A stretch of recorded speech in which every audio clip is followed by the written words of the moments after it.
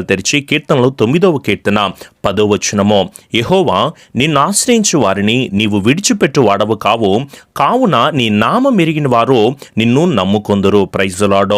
మన దేవుడు మనల్ని ఎన్నడూ ఎప్పుడు కూడా విడిచిపెట్టేవాడు కాదు. ఆయనను ఆశ్రయిస్తున్నాము, ఆయన్ని మనం వెతుకుతున్నాము. ఉదయకాలపు ప్రార్థనలో కానీ, ఇలాంటి వాగ్దానాలు వినే విషయంలో కానీ, రాత్రికాలపు ప్రార్థనలో కానీ, ప్రతి విషయంలో కూడా ఆయనను ఆశ్రయిస్తున్న ప్రతి ఒక్కరిని కూడా ఆయన ఎన్నడూ ఎప్పుడు కూడా విడిచిపెట్టేవాడు కాదు. అబ్రహాము పిల్లలు లేని వారిగా ఉండిపోతున్నారని దేవుడు వదిలిపెట్టేశాడా, విడిచిపెట్టాడా? ఎన్నడూ అబ్రహాము వదిలిపెట్టలేదు. నిజంగా దేవుడు ఆ కుటుంబాల పట్ల అద్భుత కార్యమే జరిగించాడు కదా. మోషే జీవితాంతము తన పుట్టినప్పటి నుంచి ఎన్నో కష్టాలను అనుభవిస్తున్నా సరే నైలు నదిలోనే ఉండిపోయాడు. అంటే మోషే ఎప్పుడూ కూడా తన జీవితం అక్కడితోనే ఆగిపోలేదు. యోసేపును కొట్టి బావిలో పడేశారు, గోతిలో పడేశారో అక్కడితోనే తన జీవితం ఆగిపోయిందా? దేవుడు ఆ కుటుంబాలను వదిలిపెట్టేశాడా, విడిచిపెట్టాడంటే ఎన్నడూ ఎప్పుడు కూడా వదిలిపెట్టలేదు. ఎస్తేరు బానిసతో బ్రతుకులో ఉంటున్నా, హన్నా గొడ్రాలుగా ఉంటున్నా సరే, షడ్రకు మేషకు అబేద్నెగోలు అగ్నిగుండంలో పడేస్తున్నా సరే, దానియేలు సింహాల బోన్లో పడేసినా, భర్తిమై గుడ్డివాడిగానే తన జీవితాంతం ఉండిపోయాడా, వీళ్ళందరూ కూడా దేవునిని ఆశ్రయించారు గనుక దేవుడు ఎన్నడూ ఎప్పుడు కూడా వీళ్ళని విడిచిపెట్టకుండా నడిపిస్తూనే ఉంటున్నాడు. ఈరోజు మీరు ఆయన నామాన్ని తెలుసుకున్నారు, ఆయనను విశ్వసిస్తున్నారో, చెప్పిన ప్రకారంగా మీరు నడుచుకుంటున్నారో, ప్రార్థనలో, విశ్వాసంలో, నమ్మికలో, దేవుని వెతుకుటలో, ఆరాధించుటలో, దేవుని నామాన్ని గణపరచుటలో, మీ పాపాలన్నీ దేవుని సన్నిధిలో ఒప్పుకునే విషయం అంతట్లో మీరు సంతోషంగా, ఆనందంగా ప్రభు నామాన్ని గణపరిచే వారిగా ఉంటున్నారో, మీరు నమ్మండి, ఆయన యందు విశ్వసించండి. దేవుడే గొప్ప కార్యాలు మీ కుటుంబాల పట్ల జరిగిస్తాడో. లాజరు సమాధిలోనే ఉండిపోలేదండి. ఎప్పుడైతే వీరందరూ వారి జీవితాన్ని మార్చుకుని, నీవే నాకు దిక్కు ప్రభువా, నీవే నాకు ఆశ్రయము నాయనా, ఇహలోకంలో నేను దేనిని నమ్ముకోవట్లేదు ప్రభువా, కేవలం నీవే ఆశ్రయమని, నీవే నాకు కేడమని, నీవే నాకు అత్యాస్పదమని, నీవైపే నేను చూస్తున్నాను ప్రభు అంటే వీళ్ళందరూ ప్రార్థన చేస్తూ వారి మనస్సులోకి సర్వోన్నతులైన దేవుని ఆహ్వానించారో.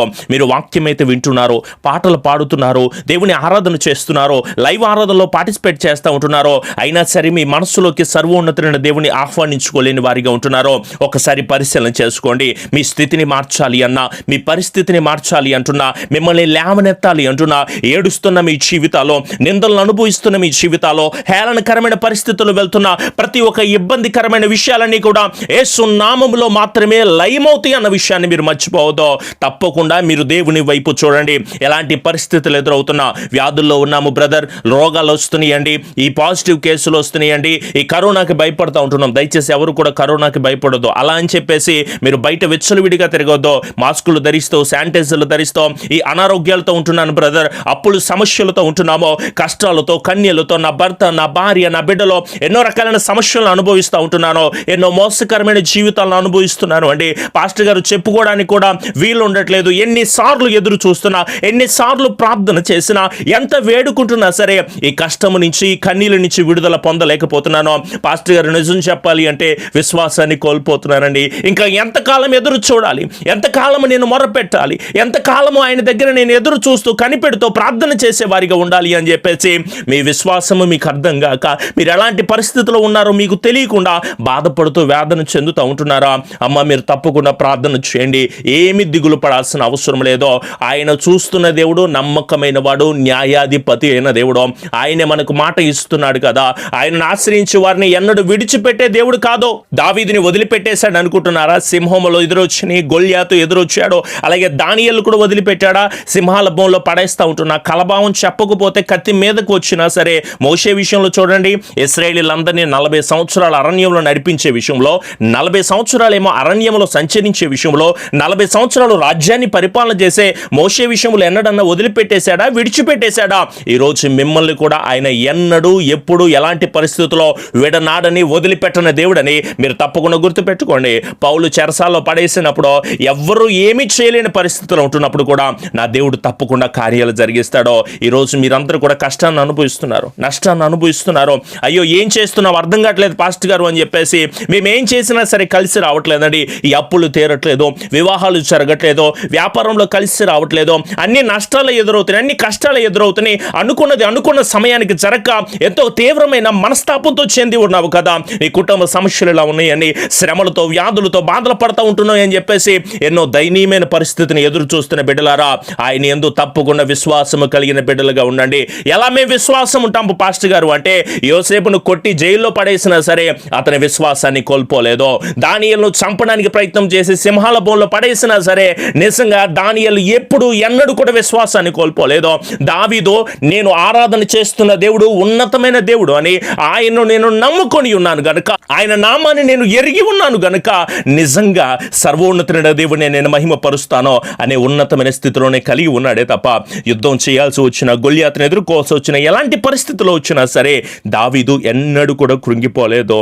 ఈరోజు ఉద్యోగాలు లేక బాధపడుతున్నారు. ఎంతోమంది ఫోన్లు చేసి బ్రదర్ ఈ అక్కమ సమస్యలతో బాధపడుతున్నామండి, తిండి లేక బాధపడుతున్నామండి, ఎన్నో అడ్డంకులుగా మమ్మల్ని అడ్డు పెట్టేస్తున్నారు పాస్టర్ గారు. తండ్రి లేని వారికి ఆయనే సహాయకుడిగా ఉంటాడు కదా, మళ్ళీ నిరంతరము కూడా సర్వోన్నతుడైన దేవుడే నడిపిస్తాను అని చెప్పేసి మాట్లాడుతూ ఉంటున్నప్పుడు, బాధపడు వారి కోరికను ఆయన వింటాను అని చెప్తా ఉంటున్నప్పుడు, తండ్రి లేని వారికి, నలిగిపోయిన వారికి న్యాయము తీర్చుటకే వారి హృదయమును స్థిరపరిచి వారి దగ్గర చెవియొగ్గి వారి మొరలు ఆలకిస్తానని చెప్తున్న దేవాది దేవుని మాటను మీరు మర్చిపోతే ఎట్లా, విడిచిపెట్టేస్తే ఎట్లా? ఒకసారి ఆలోచన చేయండి. మనము నమ్ముకున్న దేవుడు జీవము కలిగిన దేవుడు కదా, ఆయనే న్యాయము తీరుస్తాడు. ఆయన సింహాసనాసీనుడై ఉంటున్నప్పుడు మనకు న్యాయము తీర్చడానికి, లోకానికే, మన కుటుంబాలకి, ప్రజలందరికీ కూడా న్యాయము తీర్చడానికి జీవాధిపతిగా ఉంటున్న దేవాది దేవుని వైపు మీ హస్తాలు చాచి మరి ప్రార్థన చేస్తారా? బ్రదర్ నేను ఈ బాధలో ఉన్నానండి, ఎన్నో కష్టాలు నేను అనుభవిస్తున్నానండి, ఎన్నో నష్టాలు గుండా వెళ్తున్నానని ఎంతో చక్కగా నాతో చెప్పుకుంటూ ఉంటున్నాము కదా, ఒకసారి మోకరించి ప్రార్థన చేస్తావా? మనందరి కోసమే, మీ అందరి కోసమే, మన కుటుంబాలన్నీ క్షేమంగా ఉండడం కోసమేమో మీ కుటుంబాల విషయమే మీరు మోకరించి ప్రార్థన చేయండి. ఉదయం 6 గంటల నుంచి మధ్యాహ్నం 12 గంటల వరకు కూడా ఖచ్చితమైన క్రమాన్ని పాటిస్తూ, అలాగే ఈ నెల చివరిలో 3 రోజుల ఉపవాస క్రమాన్ని మనమందరము పాటిస్తూ జీవాధిపతి అయిన దేవునికి మొర్ర పెట్టుకునే వారిగా ఉందాము. మన మొర్ర ఆలకించేది సర్వోన్నతుడైన దేవుడు. ఈ లోకంలో ఉంటున్న మనుషులు మన మొర్రలు ఆలకించరండి, వారు ఎగతాళి చేస్తూ ఉంటారు. మన బాధలకి చెప్పుకుంటూ ఉంటుంటే ఎప్పుడు కూడా హేళనగా మాట్లాడే వాళ్ళేనండి. కానీ జీవము కలిగిన దేవుడు మనకి తోడై ఉంటున్నప్పుడు మన కన్నీరుని ఆనందంగా మారుస్తాడు, అంధకారమైన జీవితాన్ని వెలుగుగా మారుస్తాడు కదా. మన బ్రతుకుని మార్చేది ఆయనే, మన జీవితాన్ని మార్చేది ఆయనే, మూసుకుపోయిన ప్రతి ద్వారాన్ని తెరవగలిగింది ఆయనే, మన స్థితిని మార్చగలిగిన దేవాది దేవుని వైపు గనక మీరు ప్రార్థన చేస్తే గొప్ప జయాన్ని మీరు తప్పకుండా పొందుకుంటారు. రండి నాతో పాటు కలిసి ఏకీభవించి ప్రార్థన చేస్తారా? చక్కగా మీరందరూ కూడా కలిసి మీ ఇంట్లో ఉంటున్న ఒక ఆయిల్ డబ్బా తీసుకుని కలిసి ప్రార్థన చేద్దాము. అందరూ చేత్తో పట్టుకొని మీరు ఎక్కడైతే ఉంటున్నారో ఆయా స్థలాల్లోనే మోకరించి ప్రార్థన చేయండి. కృపాసత్య సంపూర్ణుడా మా గొప్ప దేవ, మీ ఘనమైన శ్రేష్టమైన నామాన్ని బట్టి మీకు లెక్కలేని స్తుతులు స్తోత్రములు ఆయన. ఈ సమయకాలం ముందు మీ వాక్యము ద్వారా మరొక రోజు మరొక సమయకాలం ముందు మీరు మాతో మాట్లాడిన విధానం బట్టి మీకు లెక్కలేని స్తుతులు స్తోత్రములు ఆయన. అవునయ్యా, మిమ్మల్ని ఆశ్రయించు వారిని మీరు ఎన్నడూ విడిచిపెట్టేవారు కాదు ప్రభు. ఆయన మీ నామాన్ని ఎరిగి ఉన్నాము కనుక ప్రభు మిమ్మల్ని నమ్ముకున్నాము నాయన. ఈ లోకంలో ఎవరిని నమ్ముకోలేదు. మనుషులను ఆశ్రయిస్తే మాకు ఏ స్వస్థత కలదు, ఏ విడుదల కలగదు, ఏ ఆశీర్వాదం కలగదు. కానీ మిమ్మల్ని నమ్ముకున్న బిడ్డలు మీరు ఎన్నడూ విడిచిపెట్టని దేవుడని పూర్తి విశ్వాసంతో మిమ్మల్ని వెతుకుతూ ఉండగా బిడ్డల పట్ల గొప్ప కార్యాలు మీరు జరిగించండి ప్రభువ. వైద్యులకు, పోలీసులకు, కార్మికులకు, ప్రభుత్వాలకు మంచి జ్ఞానాన్ని మీరు దయచేయండి. అప్పుల బాధ నుంచి విడుదల మీరు దయచేయండి. అనారోగ్యాల నుంచి నెమ్మది బిడ్డలకు దయచేయండి. తాగుడు జీవితం నుంచి, వ్యభిచార జీవితం నుంచి, పాప సహితమైన కార్యాల నుంచి, ఎన్నో కోర్టు సమస్యలతో బిడ్డలు బాధలు పడుతూ ఉంటున్నప్పుడు ప్రభువ వారికి మంచి జ్ఞానమును, శక్తిని, ఆశీర్వాదాన్ని, కృపను వారి కుటుంబాలను మీరు అందించి దీవించి బలమును దయచేయండి ఆయన. మందిర నిర్మాణాల విషయంలో మీ సహాయాన్ని మీరు దయచేయండి ప్రభువ.